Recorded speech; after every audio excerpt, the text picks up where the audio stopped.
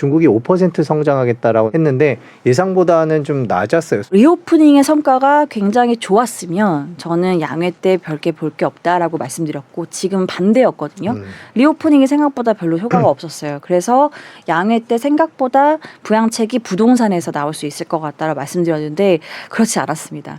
근데 이것도 의견이 좀 두 가지로 갈리더라고요. 5%는 그냥 마지노선이다. 네. 그러니까 최소한 5%를 한다라는 본인들의 어떤 그 다짐을 얘기한 거다라고 보시는 시각도 있고 저는 후자이긴 한데 일단 5%라는 그 이 숫자 아래에 숨겨져 있는 컨텐츠들을 좀 요약해서 키워드를 보면 리스크 관리가 키워드로 꼽히긴 합니다. 리스크 관리, 안정 이런 단어가 굉장히 많이 빈도가 높게 노출이 됐는데 그래서 시진핑 주석이 장기 집권을 하다 보니까 아까 말씀드린 내가 정말 포기할 수 없는 안보 전략에 부합한 쪽에 집중하고 두 번째로는 내가 앞으로 10년 이상 중국을 이끌고 가야 되는데 경기가 어쨌든 지금 업턴이잖아요. 5%도 낮은 숫자는 아니거든요. 네. 글로벌리 봤을 때. 그럴 때 지금 허리띠를 졸라매서 지금 고름이 골마 터져 있는 데를 짜내고 가야겠다. 이렇게 판단을 한 것 같아요. 근데 그렇게 골마 있는 부분이 결국은 부동산이긴 합니다. 중국의 고질적인 부채 문제 다 부동산에서 파생된 거거든요.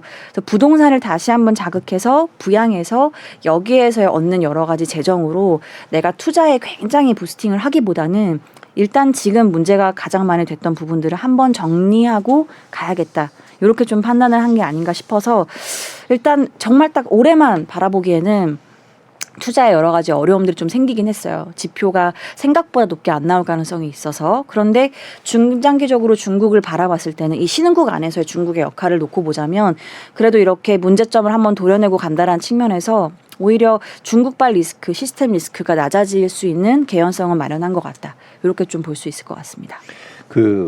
중국이 리스크를 줄이는 것부터 먼저 한 뒤에 부양을 하겠다라고 판단을 했다고 보면 될까요? 그리고 네. 그 배경에는 미국이 있나요?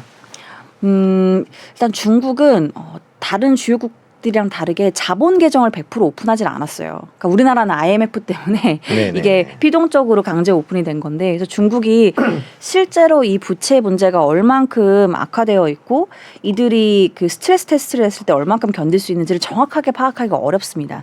그래서 제가 지금 양해에 나온 정부 업무 보고라고 해서 그 GDP나 여러 가지 숫자가 나와 있는 한 3페이지 되는 분량들을 쫙 읽어봤을 때 거기에서 핵심은 일단 미국을 고려한 것도 있지만 스스로 문제의 심각성을 좀 많이 인지하고 이거를 적극 대응해야겠다라고 판단한 것 같아요. 그래서 정확하게 무슨 문구가 있냐면 부동산 관련 신규 대출을 억제하고 네. 잔액을 축소하겠다라고 얘기했습니다.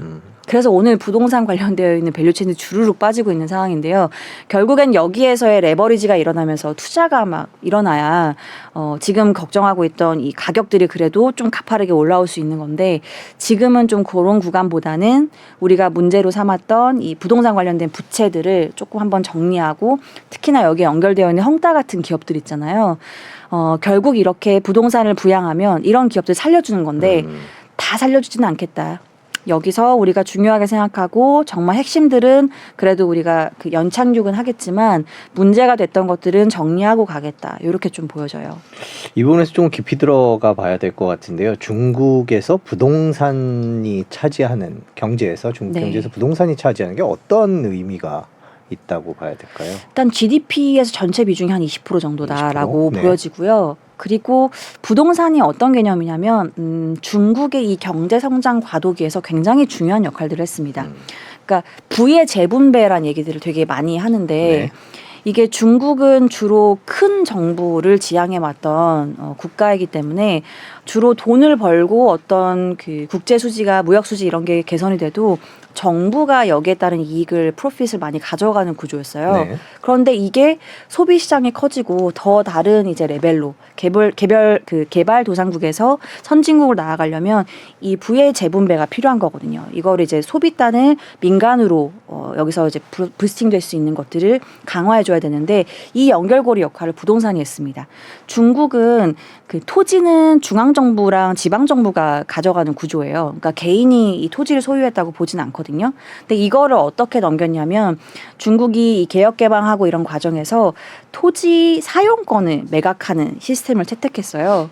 그래서 이 부동산 디벨로퍼가 분양을 하기 위해서는 중국 정부한테 70년 동안 사용권을 사야 되는 겁니다. 그리고 네. 분양을 하고 이거에 대한 그 주택을 매매하는 행태를 이것도 사용권으로 해서 사실 이태원에서 일어나는 거라 그때 중국도 이 수도권 비수도권이 나뉘다 보니까 수도권에 있었던 사람들은 사실 여기가 경제가 부흥이 되고 외자 기업들이 막 들어오고 하면서 여기에 부동산 가격이 훅 올라가면서 이 사람들이 그냥 직장만 가지고 있으면 주택을 개인 가게당 하나씩 그냥 분배를 받았거든요. 그러면서 자연스럽게 이 부의 재분배가 일어난 겁니다.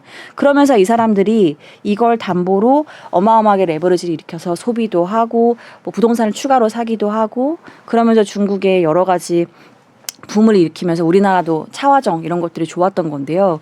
이러한 그림들로 사실 꽤 괜찮은 이 경제 성장을 누렸는데 문제는 여기에서 레버리지 일으켰던 게 중국 정부가 생각보다 컨트롤을 잘 못했던 측면이 있어요. 그러니까 은행들이 이렇게 우후죽순으로 대출을 줄 때 컨트롤하고 여기는 계정이 오픈이 안 돼 있다 보니까 주요 이런 BIS나 국제기구들이 나서서 이런 것들을 이렇게 지적하고 이런 것들이 굉장히 부족했어요. 그러다 보니까 중국 정부도 이런 것들을 처음 경험을 했었고 그래서 부동산 관련된 대출이 엄청 늘었고 이 대출을 주로 컨트롤하지 못해서 어떤 현상이 생겼느냐 중국의 기업 부채가 대부분 국유 기업인데 여기가 부동산에 파생되어 있는 이 연결고리가 굉장히 많습니다.